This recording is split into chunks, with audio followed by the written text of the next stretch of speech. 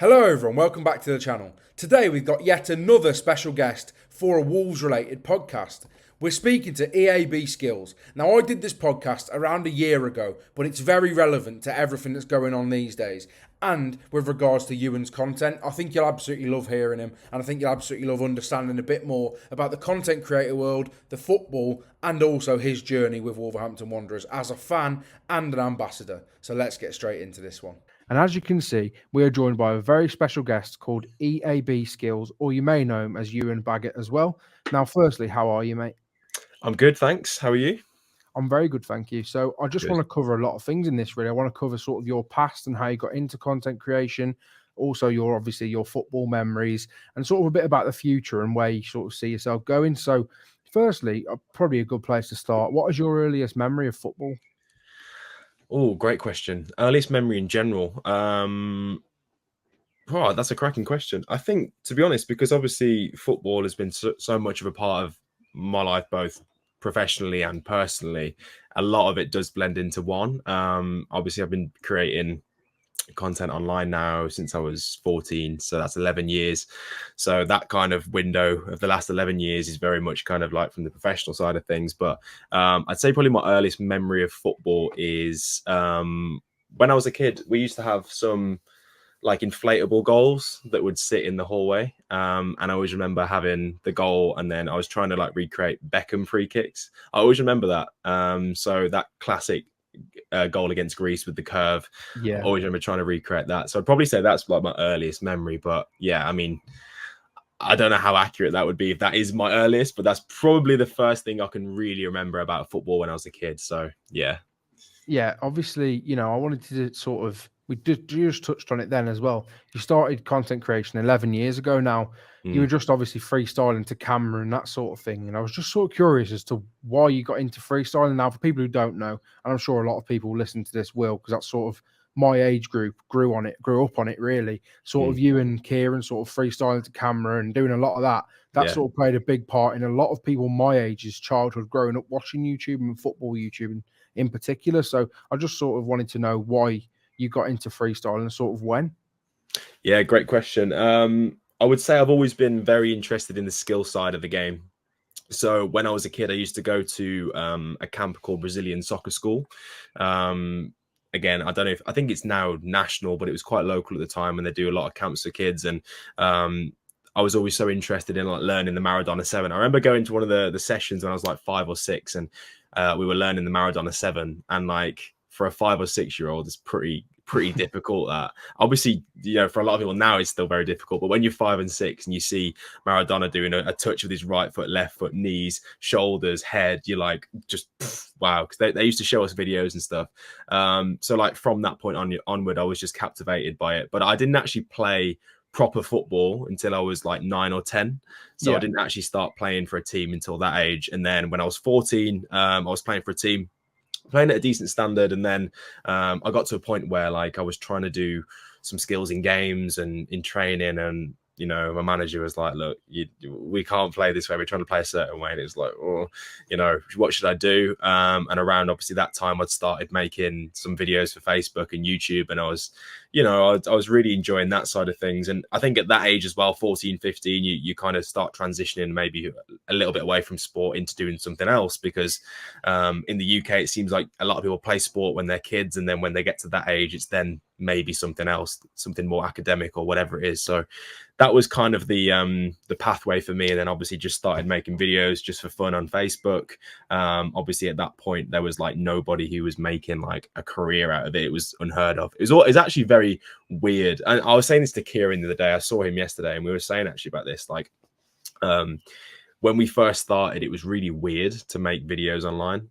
Like if you had a camera and you were posting content, it was like, this guy's strange. And now everyone wants to be a TikToker. It's so accessible in people's hands. So it's very interesting the way it shifted anyway. Yeah, it's definitely been one of them things it's been a bit, like you say, I remember that time with YouTube.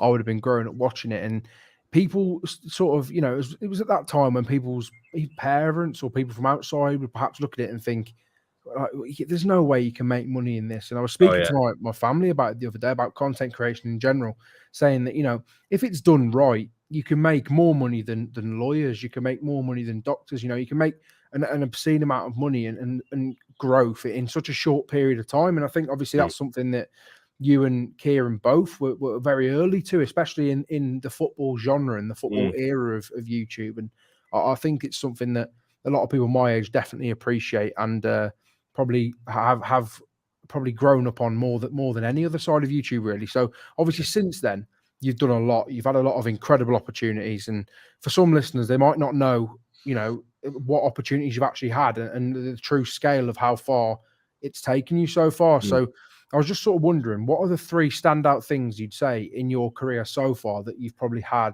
moments that you've had where you think, wow, this is like, wow. Yeah, I mean, top one, I get goosebumps even now thinking about it, like just performing at the World Cup, like for 5 weeks, being out there, being paid to be out there by FIFA. It's just like a complete dream come true. You know, performing at all a lot of the games, at the final, at things like this. It's just like, I can't even, you know, begin to imagine when I was 13, 14, like even being on that stage and thinking, geez, you know, one day I might be able to perform at the World Cup. So that was really special. I think that you've got that. I think working closely with my own club, Wolves, has been incredible.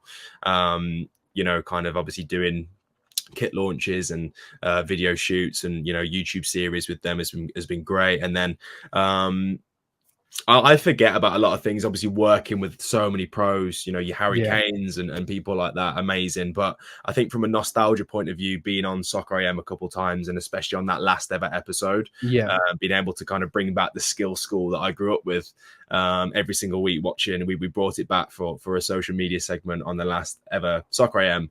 That was just, it really felt like it was really bittersweet. It was sad that the show was ending, but I was like, this is just incredible. And it was very nice to kind of go out on a real nostalgic note there.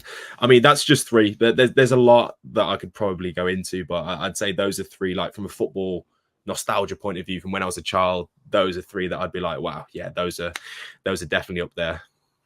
I mean, I remember watching the Soccer AM, the final ever one, and sort of seeing all the clips come out and that sort of thing. And certainly something that's ingrained in British culture, I would say. And it's quite very sad that it obviously ended when it did and how it did. But it's one of them where, you know, that opportunity is, you know, people just can't. I think that's another thing, actually, that I personally can't fathom even doing something that big. But I think another thing which probably makes the older generation appreciate what you do more, I'd imagine, because obviously, you know, a lot of the older generation, people probably 40s, 50s, even late 30s, you know, they've grown up with Soccer AM, they're used to watching it, and obviously they'll be remembering the skill score, and then when you come and sort of bring it back for that one special moment and sort of end on a very high note, I think that sort of, it's a bittersweet ending, but it's also one of them that people look back and think, oh, you know, that's one of the most perfect ways you could probably have ended it. Now, obviously, you've learned a lot of things doing content creation in these last 11 years. You know, you've been everywhere. Like I said, you've been to the World Cup and you've worked closely with your own football club, which obviously we'll get onto later. But what would you say is the biggest lesson or the biggest lessons that you've learned through content creation? Wow, what a question.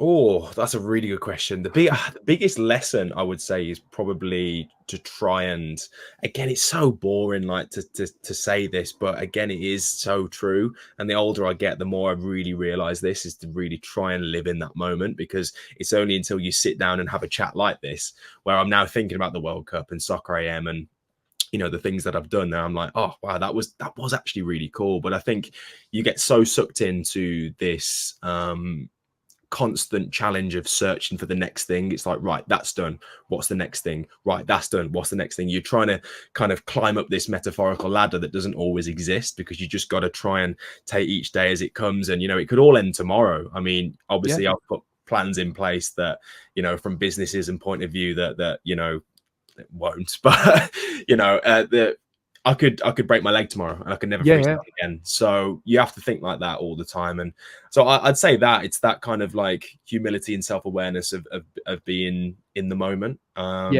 Because I definitely need to still improve on that. For sure.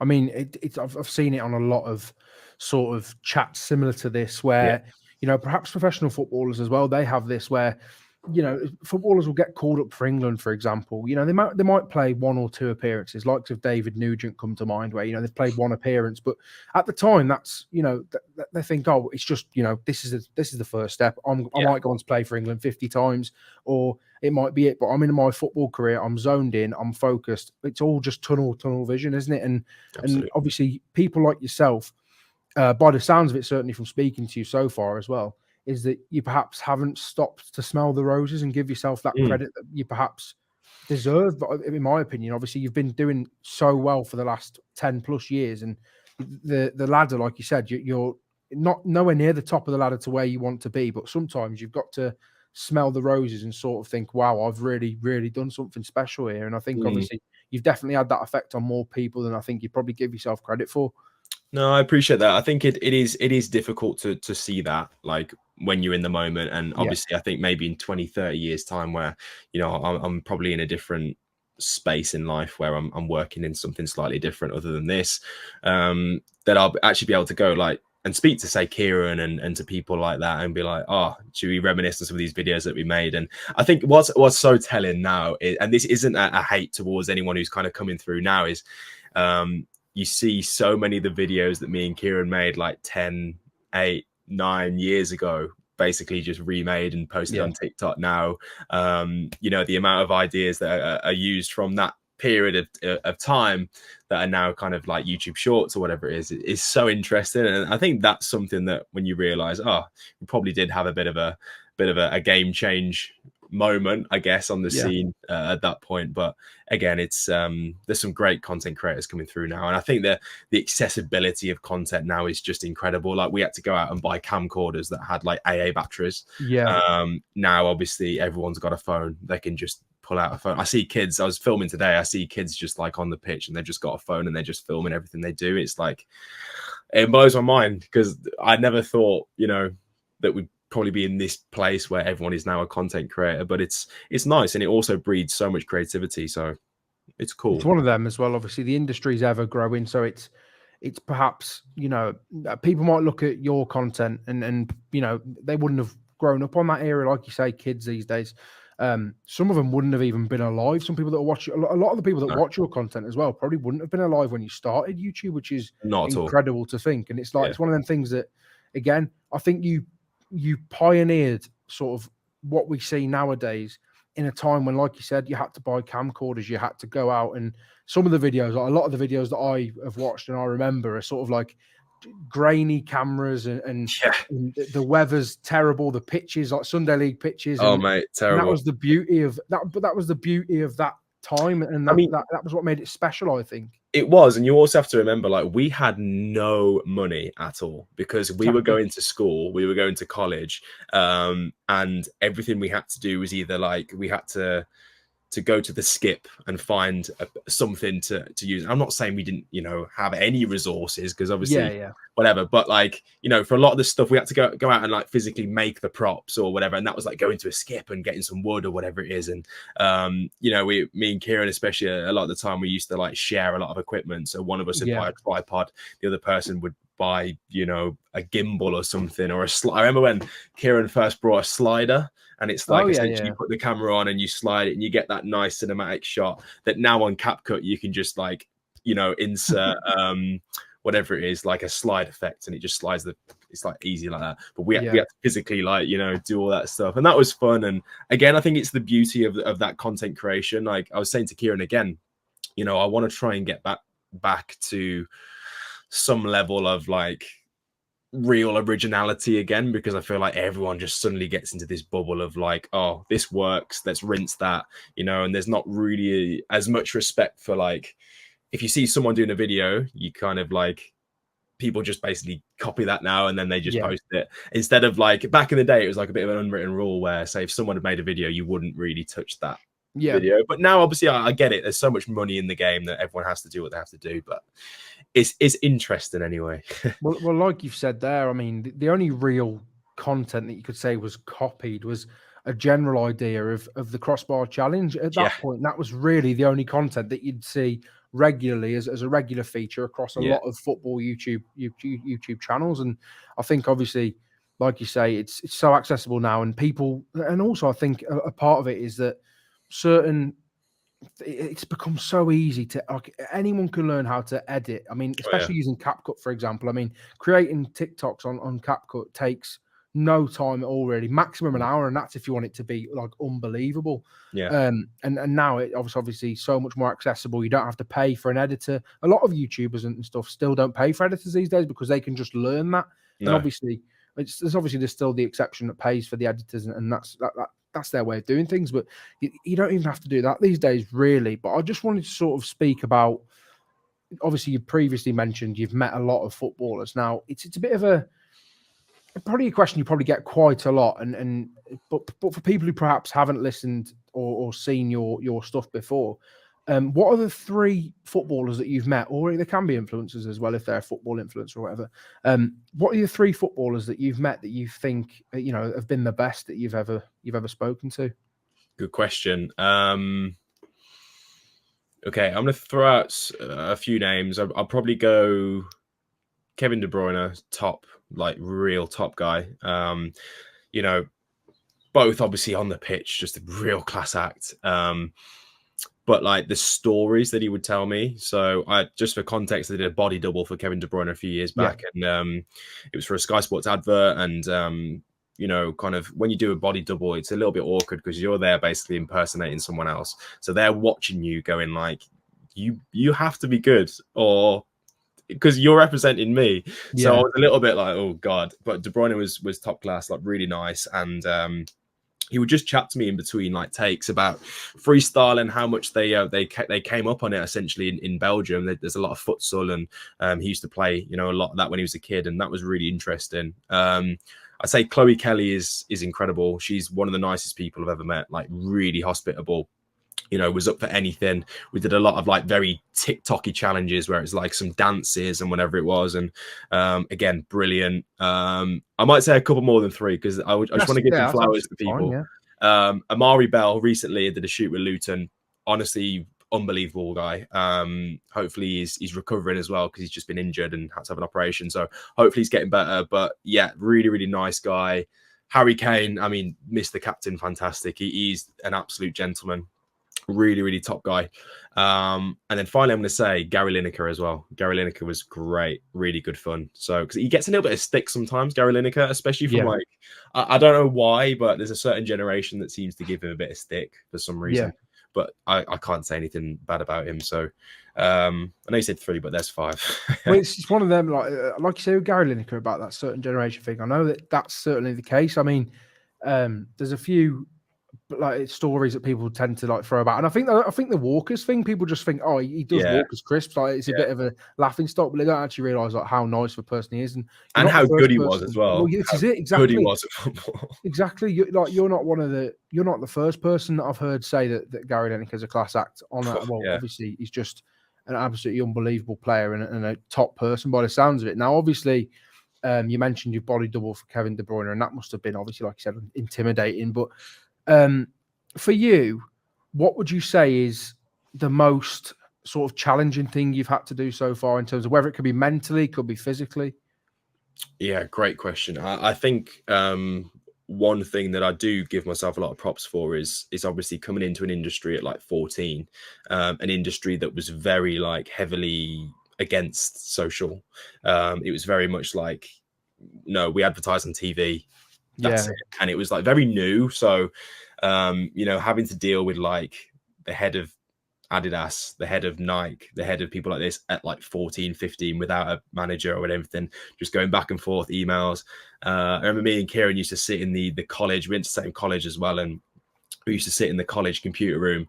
And at the end of the day, we kind of look at our emails and go like, right, how are we going to reply to this one? How is he going to reply to this one? And stuff like that. So I think just that challenge was difficult, like trying to run everything as like a business when it was making no money at 14, because I had a bit of a vision that it would make money and I could see where the scene was going, but then having to deal with like executives who didn't really understand what we were trying to do. That was difficult for sure. and it still is. I mean, there's still people who don't understand social media who are in like top paying jobs. And it's like, how do you not understand that this version that I'm telling you is going to be better because I work on this daily is not going to be better than this version that you think is going to work because it's your TV ad that you put £50,000 into. That is not going to translate to TikTok. You just posting a TV ad on TikTok that's a minute long. Nobody cares. So that's probably the most difficult thing. Yeah, I think it's like not necessarily. I mean, sometimes it is intentional ignorance, but it's definitely sort of it's the lack of awareness. I think mainly is the issue, isn't it? It's sort of, it's breaking that mold and that traditional mold of we must put flyers indoors or we must, who reads flyers indoors or who reads like any letters that come through the door that may be like even like Domino's and stuff like that. They're still doing it, and like people don't really care about that. And obviously, like you say, that's something that I think you deserve massive credit for, because again, it's like it was almost shunned as like an idea, social media, and certain people have got it wrong. There's been a lot of people that have got it wrong, and there will be hundreds more that get it wrong, thousands more, if not millions more across the world, definitely that will get it wrong. And the fact that you've managed to get it right at such a young age, as well as having no real. It was essentially just your word that you had to go off. Just trust me, I can do this. Pretty much. Instead of here's the evidence, here's what the body of work that I've built up. Have a look and tell me what you think. Yeah, and I think also just to put in there, I think that was also because it was a hobby, and because there was no way that like any of us thought we'd ever make money from it, and that there wasn't even a pathway to make money from it. I mean, the people I knew at that point was like Ali A, who was a gamer, and then KSI. And those two people were like and Syndicate as well in the UK. I mean, those three were like the guys that everyone looked up to, but even they weren't making like crazy money at that point. No. I mean, and that was like a real distant, far away, even dream. So you didn't make it for that. And I think that also helped with the ability to be able to speak to these people or these executives, because I was just going in as myself. I wasn't going in as like, oh, I'm trying to do this because there's an ulterior motive to get to this point. It was like, I'm just a guy who just loves football. Just give me, can I get some boots? Essentially, I'll make a video for you. It just kind of went from there. So I think that's a mistake a lot of people make these days, is they come at it, content creation, from a business point of view, as opposed to, I actually just love making videos and playing football or whatever it is. So I mean, I was speaking about this the other day with my partner. I was saying that you've got to think that these people back in the day, as old as it may make people sound, back when YouTube was a completely different era, like you say, the views were very high. I mean, KSI was getting up 20 million views in a week on a crossbar challenge, for example, and like he would make nowhere near what he would make from that now. Like monetization on YouTube back then, low, and nowadays the problem you have got, unfortunately, like you said, is content so accessible. The ways to grow, unfortunately, aren't organic all the time. Some of them still are. Don't get me wrong. I'm not saying that they're not. Like, for example, your content is very uplifting, very positive, and very organic. But you've maintained that through 10 years of content, haven't you? So,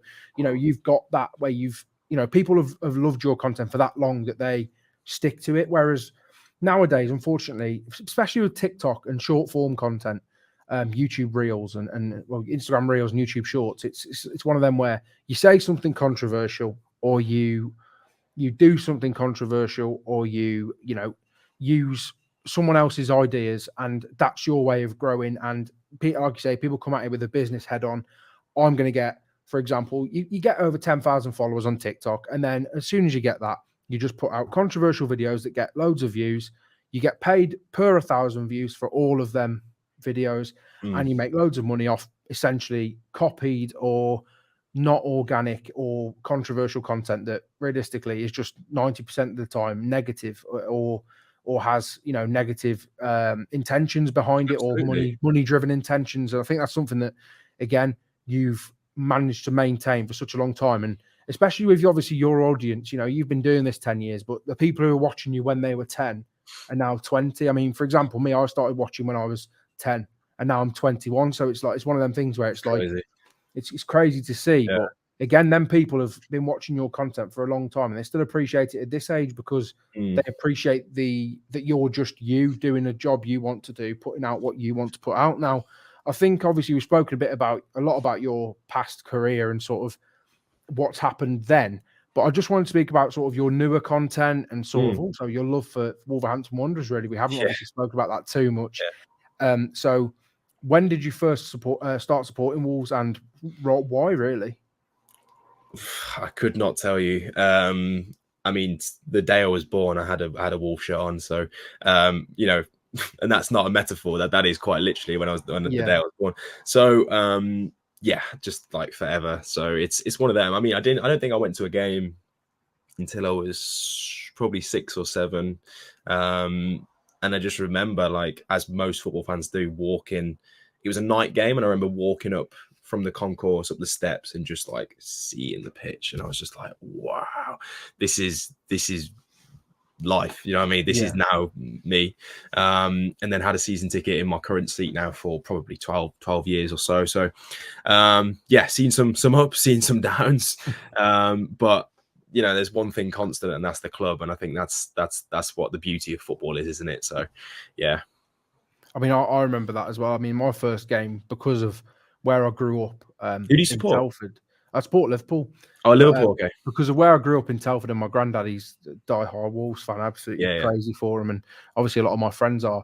My first game was a Wolves game. It was against Stoke, I think, in like 2010, and like I remember that game, and even then, like it gave me a proper passion and appreciation for football, and I just remember that. It doesn't matter it didn't matter what game I went to. If I went to a game, like it's even like that now, I just love football that much that if I can get a ticket to a game, I'll go and watch it. And I think that's probably the same with 90% of football fans now, really. And I think as you grow older, you do appreciate football as a whole sport, not just for your team. But obviously on the topic of Wolves, I'd be silly to not ask you this question. Who are the 3 favourite players that you've seen in your lifetime? What a question. So I actually asked this on my TikTok the other day. I did a top 5 like Wolves legends of all time video. Yeah. And I got some stick because I missed out a couple of people, but I was doing it more from a fact of like, these are the top 5 people who I think really epitomize the club. So you complete club legends, whether they scored, 5 goals or 306 like Steve Ball. But people I've seen, I would say Neves has to be in there. I mean, he's here on my wall, so Neves has to be in there. I would say a guy called Sylvain Ebanks-Blake. I mean, he was like he was the first person I probably really idolized in football. I was like, this guy is so good. And then people that I've seen, I'd probably have to say Matinho as well. I know it's basic, but like the guy is just so good at football. Yeah, I can't believe he played for Wolves. So I'd probably say those 3. Yeah, I think when you said Sylvain Ebanks-Blake, for me, like growing up, going to a lot of Wolves games, watching a lot of Wolves. Yeah. Sylvain Ebanks-Blake and Stephen Fletcher were the 2 players that, like, when I was watching them, I thought, like, these are unbelievable. And even that team, I think there's a lot of, like, obviously nostalgia plays a part. And obviously when you look at where they finished and obviously getting relegated eventually, when you look at that team, though, there's so many players and characters in that team that you can just appreciate. Even like Mick McCarthy and Trevor Connolly, you have to appreciate them because they were characters and they brought something to the club. And like Ebanks-Blake was just electric and good, mate. So good. If he didn't have that injury, I know if he didn't have that injury against Birmingham, that essentially ruined his career. I don't think we'd have gone down that season to League One. Yeah, because he was really firing at the end of it, and then. Obviously, he ended up retiring, I think, at 34, 33. Was it at Telford? Yeah. Yeah. So it was a shame, but yeah, top-class player. Yeah, he was brilliant. I remember a goal he scored against Charlton. I was watching it back the other day. I mean, it's just an absolute joke. But now, obviously, like we've spoken about Wolves and your content and working closely with the club as well, obviously all sort of ties in. And now a lot of your content is sort of fun, challenge style based content with a lot of younger fans and that sort of thing. Obviously, the Luton one is brilliant. It's really heartwarming to watch as well. It's a brilliant video, and if people haven't gone and checked it out, they definitely should. But what inspired you to sort of help the younger generation and sort of offer that style of content? This is a really good question. So it actually all started from, I was going to a game this time. No, when was it? It was like January last year. I was going to a game. I'd just been sent some Panini stickers from an agency who just sent me out some stickers, and they were in my car. I actually arrived at one of the games really early. They were in my car, and I thought, you know what, I'll stick these in my pocket and I'll just give them out to some kids. I don't want them. And like people, you know, before that obviously knew me at Wolves anyway, so kids would still come up to me and whatever. So I thought I'd just give them out. And then on the way to the ground, I saw this kid and his granddad, and I was like, I could make a beautiful piece of content here if I give him this packet of stickers, and just pray to God that there's a Wolves player in this pack. If he obviously packs it, I'll then go and buy him something from the club shop. And it just turns out it was the most perfect piece of content. There was a Wolves player in the packet. Obviously, I don't know how this even happened. There was a Wolves player in the packet. The kid's reaction was amazing. It was the kid's first ever football match. So those three things created this unbelievable video. It went super viral, and then it kind of kick-started from there. So the next time I went, obviously people were coming up to me and saying, can we play the game? And it just snowballed, and now I had to have an agreement with Wolves put in place to say, like, I've got permission to do it in a certain area. So, you know, now they essentially allow me to do whatever I want outside the ground pre-game, which is great. We have like over 50 people just come up to us in this one spot every single game, and it's just incredible to see. We do great giveaways there and stuff like that. And I just wanted my TikTok to be like wholesome football stuff, because there's so much crap out there really is, and I just wanted it to be a safe space for football fans to come and enjoy some stuff, and that's what it's turned into. So I'm really pleased that I managed to kind of turn that one video into something that's now, you know, quite big. And obviously now working with other clubs, we've got another one in the pipeline very, very soon. Again with Panini, who I've got to shout out there. I'm one of the, essentially an ambassador for them. So yeah, a brilliant company, and they help me out, and they basically give me opportunities. So, you know, the Luton thing, they said, look, we've got an opportunity with Amari Bell, can you kind of put together a video? And that was me who went there, produced it, videoed it, you know, liaised with Luton and Amari, and we've got another one coming up very, very soon, which I'm really excited to share with people when it goes live. But yeah, I just the whole premise around that content is just wholesome. I want it to be nice and kid friendly and just fun, man. Well, with, like, you know, with the wholesome content, again, I think, again, which, credit to yourself, you've managed to find another niche now. Obviously, we know there's wholesome content on TikTok, but it's actually a high, you know, percentage of it is America based for one. You know, a lot of it is American content, whether it be, you know, getting homeless people involved or giving food out to the homeless, etc., like that. You know, but you know, another niche that we haven't seen explored yet is really wholesome football content. There's the odd, you know, football clubs release their videos with fans who are either, you know, got disabilities or that sort of thing. But outside of that, from just a content creator's perspective, you don't actually see it a hell of a lot.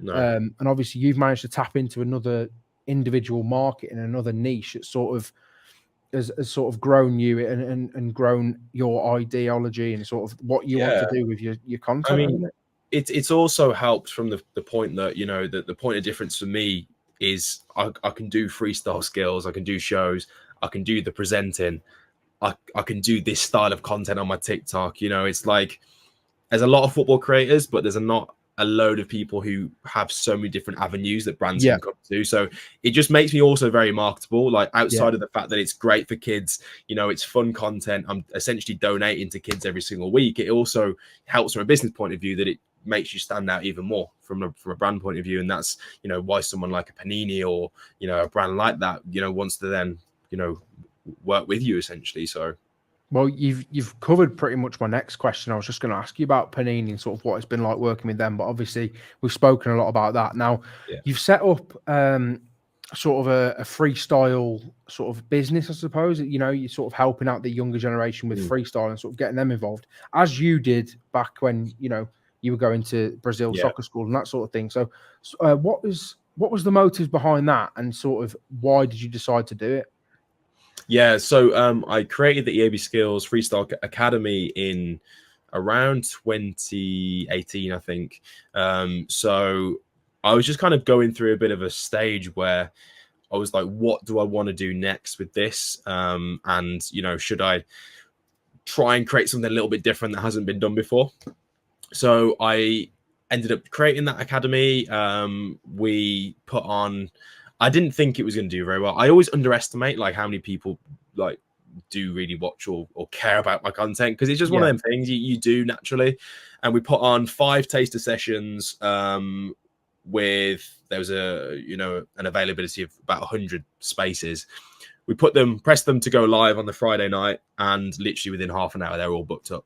And I was like, what? This is insane. So we had to put on more and more, and then it just kind of developed into like a club essentially. COVID changed a lot of things. We've had to pause it for a long time. And it's just kind of like one of those things that I'm really just getting back into now, because now I've got such a new audience with kids on TikTok. There's probably a new space for that again. But it's one of those things that like the first couple of years were great. Obviously COVID changed a lot of things and my content changed in a different direction, but now I'm kind of looking to set it up in maybe this is an exclusive. So maybe in a different way. So kids can come, they can essentially be part of our videos, part of the EAB skills content. They're going to learn a couple of skills, but they're also going to win. Like there's going to be a big prize each session as well. So, you know, it'd probably be turned into a bit more like that instead of just strictly skills. But it's something I really enjoy, and you know, obviously helping to give back to kids is paramount to my brand. So, well, this is it. This is one of the things that, you know, it's been similar to sort of, I know Eman SV2 has done sort of a similar thing with his, where sort of, you know, he's enabling the younger generation to get involved in the content. Obviously that helps him out, but it also helps the business out and helps the younger audience out. So it's a win-win for everyone, isn't it, really? But it's one of them where as well, like you said, I mean, there's so many things that with that you could do. I mean, with one of them, with that concept, it's almost a tree. The concept is the tree, and there's so many branches that can go off of it. And you've obviously, you know, you could take it nationwide, because obviously the local community is something that you help out in an incredible amount anyway. But obviously it could be nationwide, it could be European, it could be global if it's done correctly. And I'm sure it's one of them things that you obviously have got plans in the pipeline for. You're a very intelligent person, and you've obviously got you've got your head screwed on, and you have had it on screwed on for about 10 years plus. I mean, it's incredible, really. But it's one of them things, like you say, that you helping out people, it's obviously something that makes you feel good inside as well. So, but it's also like just to kind of branch off from that, it's also content that I would genuinely like to watch myself. So I really tried to focus with that content as like you kind of have to create everything now with a view that, would I genuinely sit there and watch this for 30 seconds, or would I not? And it is stuff that I would. And I think if I would watch that for 30 seconds, then, and I'm very kind of like, I'll swipe off, like if I'm not interested in 2 seconds. So if I would watch it for a full 30 seconds, and I'll also get my friends, so like say me, Kieran, Ben Black, I know Kim Football, Power and Precision, people like this, we have a group chat where like we're brutally honest with each other, because we can be, because we've known each other for so long, and we all send in videos into this group chat, and we're like, tell me when you'd switch off, what do I need to change? And we're just brutally honest. And I think that also helps, because you kind of have to have that critical opinion constantly, or you'll just get, if you get surrounded by people who just go, oh yeah, it's a great piece of content, and it's like, you know, why are we doing this? So. Well, that's it. It's not the first time that, I think that's a very good idea as well, because it's not the first time that the content creation world has had a lot of yes people in it. It always has, and it always will. There always will be. It's obviously when it suits them, they're fine. And if something's not up to scratch, you'll get people that will just go, yeah, that's fine. That'll do. And that's the attitude, because they know it'll get views either way. That'll do. It's fine. But your sort of ethos about creating the content you'd enjoy watching and you enjoy making. I mean, I personally agree. I wouldn't watch a video. I wouldn't put out a video that I wouldn't enjoy watching. I don't understand the point of it, because even through editing it, it can be a painful process. It can be, you know, watching it back and reviewing it. It can be a painful process if you're just sitting there thinking, oh, well, that's it then. Yeah. I mean, I can understand the point of it to an extent, because like I've gone through periods where I'm just playing the game, and it's like I'm just posting, I'm just creating something because I know it's going to do 1 million views, and it's going to do well for me from a financial point of view from that video, and it's just like great. But I was saying this before, like with those type of videos, you're not actually excited to post it. And if if I don't feel like, oh, it's 4 p.m, I can't wait to post this and get people's reactions, then you know that you've gone too far down that rabbit hole. And you have to have the self-awareness to understand when you have gone too far down that rabbit hole. And we've all done it. So it's just always trying to stay balanced like that as well.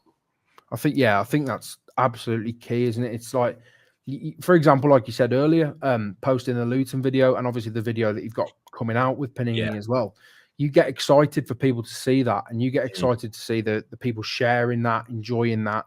And obviously that content, which I don't think we've actually really covered yet, is one of them things that the parents love watching, the grandparents love watching. The wholesome content is what people. I mean, Still Ryan, I think, if you know, obviously, I'm sure you know Still Ryan. He is the master at doing that. His content is so wholesome and shared and loved by so many people in the older generation. And I think that is part of sort of the newer found appreciation for that type of content from the older generation, because it is slowly changing. It's not always negative. This is crap. I don't like this. Can't be bothered to watch this. Why do people post it? But that is definitely changing. That landscape's definitely changing, I think. Absolutely. And I think we also have to think there's been 10 years, or let's say 10, 12 years since like YouTube, really came into people's lives from a mainstream point of view.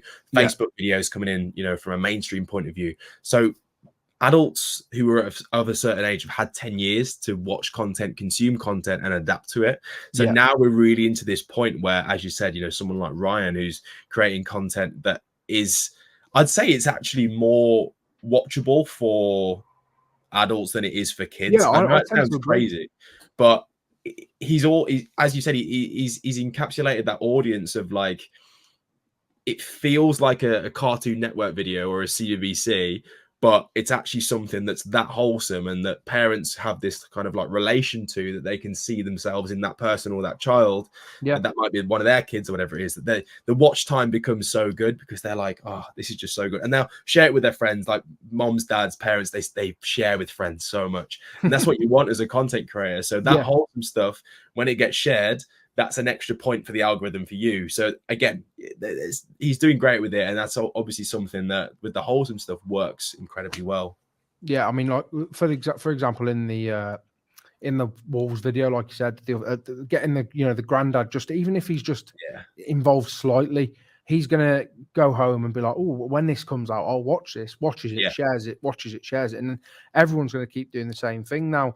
Just very quickly, sorry, and that is why I decided to get things like this made. So every time I make a video now, if it's like with a more of an older person, wherever it is, and they're like, well, where can I find this? And you say EAB skills, they'll forget it straight away. We give them out a keyring like this, and on the back there's a little QR code to the link tree. That's a brilliant idea. They can scan it straight away, and it's got all the links, and they'll watch it straight away. So shameless plug there, but we actually make these ourselves, so we 3D print them ourselves. So yeah, very. No, that is a great idea. I mean, that's happened. That's something that you also don't see. I mean, even the age of business cards are really dying. Exactly, so that unique thing that people are going to remember you by and be able to find you by is obviously brilliant. Now, I want to sort of wrap it up slightly. Not, I'm not going to cut us off completely, but I wanted to know sort of what you see for the future of EAB skills now, because obviously you've had a long time in this game, and obviously you don't want to do it until you probably don't want to do it until you're 50, for example. But obviously if you can create football content and freestyle when you're 50 years old, then fair play to you. But, where do you see it going in the next 5 to 10 years? Yeah, great question. So I get this a lot, and obviously there's kind of, I'd say, 3 different angles with the question. So from an actual physical freestyle point of view, of course, it's going to be more difficult as the years go on. But as people will see, I'm very much even now, I've very much transitioned away from just purely being reliant on having to do a skill, So the business plan has been in the works for a long, long time. You kind of you draw people in with those skills, and I've got like 10 plus years of skills footage to completely use and reuse and use in edits and whatever it is. So I've always got such a great backlog of skills. and crazy videos like that to use. So I mean, look, I try and look after myself very well, so I'm hoping for, another I don't know, let's see how many years we've got in the legs. But like EAB is going to, it obviously already is a brand, but EAB is going to become like a kind of football conglomerate brand. So Yeah. it will be like EAB Skills will be a part of it, and then there'll be EAB XYZ, EAB XYZ, and we're kind of in that process of building out a team. And I've also got to give a massive shout out to my manager. So I've got manager Hayden. I've been signed with him for the last kind of year and a little bit, and that's really changed the game massively as well, both from like a business point of view and kind of like having someone to bounce ideas like this off, and kind of put in a 5-year plan, a 10-year plan. So there's a lot of stuff in the works. But what I would say is that, like, regardless if I was doing this as a job or not, I love doing football and I love just creating cool videos. So I'll always be creating videos of some sort.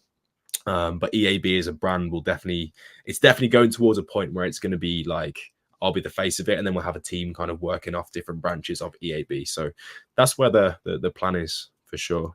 That's obviously something that I think I expected a very, it switched on answer and a very clear answer and sort of plan of where you wanted to go. Now, the final thing I just wanted to ask you, and it's sort of not to bring the mood down, but to sort of perhaps inspire other people when their mood's down. Sure. Because obviously everyone has their off days.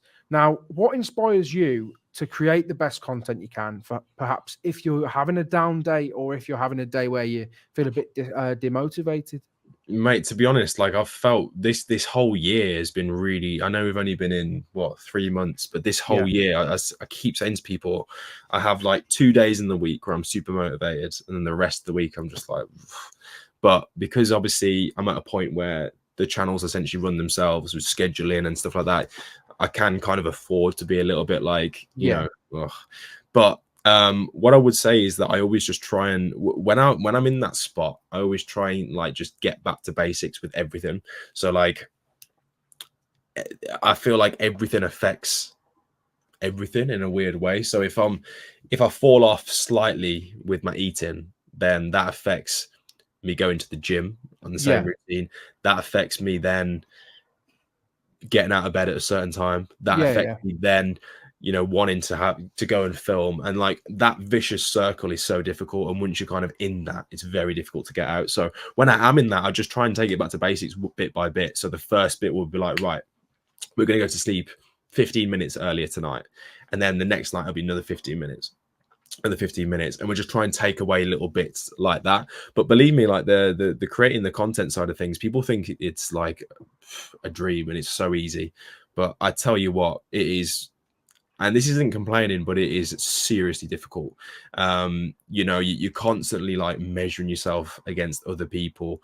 You're constantly thinking like, oh, how long have I got left in this? So you're constantly thinking like, oh, Haaland scored a worldie yesterday, or he did a skill. Right, I've got to try and capitalize on that ASAP. So it is difficult, but like I said, you've got to just try and take it back to basics when you do feel a little bit like, and just also remind yourself that you do this for a living, and it's it's fun. So with all those challenges, it is fun. But I just think like taking it back to basics bit by bit is always the first thing I have to try and do. Yeah, I think a lot of people would probably appreciate the way you've come across when you spoke about that. Really, I think it's like you said, 5 days in a week could be feeling pretty naff, and I think certainly for myself, doing the final year, I'm in the final year of my sports journalism degree. I mean, I've got a dissertation due in whenever, and all that's on my mind is I've got 2 days where I feel motivated, and there'll be 5 days where I do nothing. And it's like, but then you also overthink, and it sort of snowballs. But then, like you said, the way that you approach it, I think, is very good, sort of like a jigsaw approach where you're sort of piecing it together slowly. And then once you get it back, you're pretty fine for a while, and then you may have that little down patch again, but then you keep piecing it together and you keep getting back on the horse, I suppose. No, for sure. Like it's actually insane how intertwined everything in your life is. So like if my eating isn't right, then I don't just obviously put on, let's say put on weight naturally, but like you also you put on like weight in your mind as well, because like you don't, so you'll eat a bag of chocolate or whatever it is, and it's like, oh great, you get that high of eating the chocolate, and then it's like, oh, you know, then back down to earth, you get that crash, and then the only way that you feel like you can recover from that is like by eating more sugar or more sweet, and you're like, then you do it again, and then you feel even less demotivated to go to the gym, because it's like, what's the point, because I'm just eating, you know. So it's like everything is so linked, so you just have to take it back to basics bit by bit, and you know, but by no means am I like perfect, because it's difficult. Everyone has the same problems.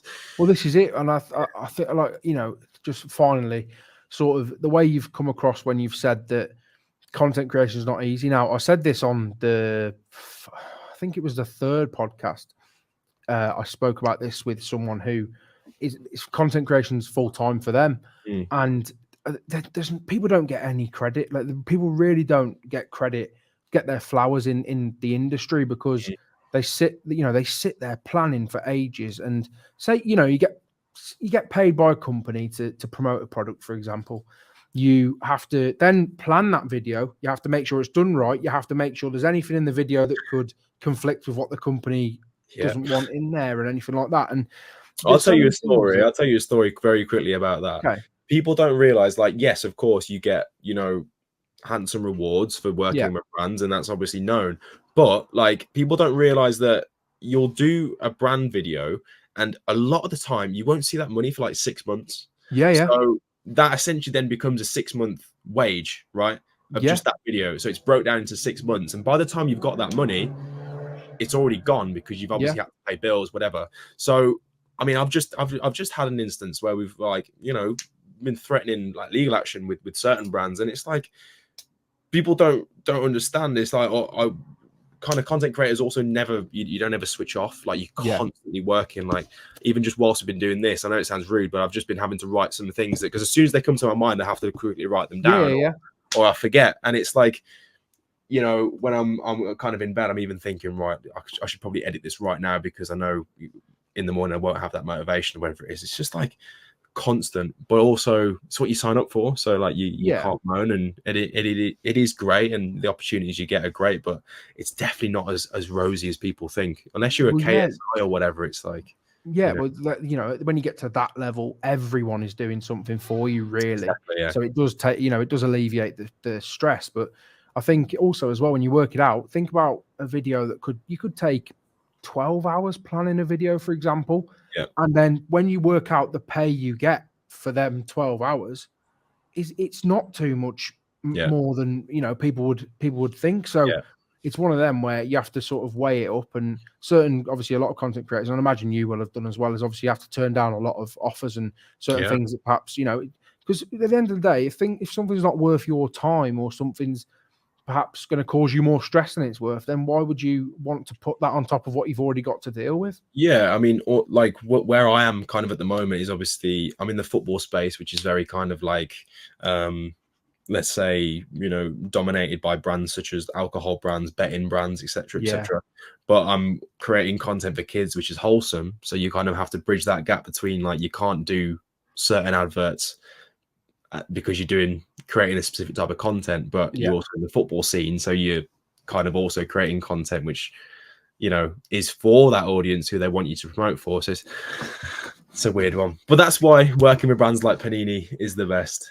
That's exactly it, isn't it? It's like them brands are sort of a godsend, especially in the industry you're in the content you want to be creating. But I've got to just big up Panini just very quickly. Honestly, Panini, and I know everyone knows Panini. Everyone's you know, brought the stickers and cards when they were kids, but I've got to say, they are a serious, like, top brand. The people inside Panini are great, and they really understand like where they sit in football, and the nostalgia element, and, you know, what they can do by just kind of giving kids 5 packets of stickers. The face that, you know, kids have when I give them stickers, it's like, wow, this is insane. And I remember when I was a kid, you know, that feeling of trying to complete a sticker book, or, you know, going to the newsagents after school and spending 50p on a couple packets of stickers was just elite. So yeah, big up Panini. Just gotta shout them out there. Of course, I mean, they've obviously played a massive part in your growth as a creator, and obviously they've helped out a lot of people it's especially, I mean, even when I was growing up, that Panini was always the thing that I was collecting, and and